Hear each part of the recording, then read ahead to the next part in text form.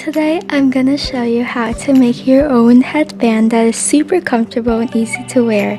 You wanna cut a strip of fabric that is about the width of a shoe or about 3 inches and as long as your head, as long as the circumference of your head plus 3 inches.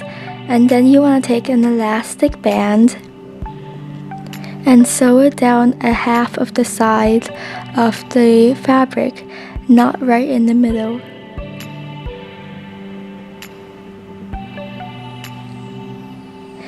And then after you're done, you should have a loop and you just want to close the ends by sewing it down like that, and then cut off the excess fabric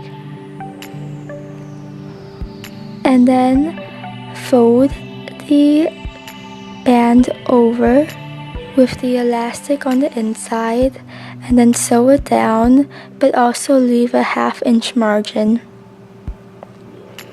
like that.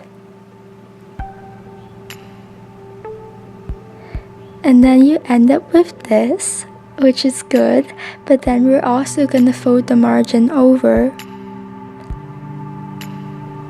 like that and then sew it down.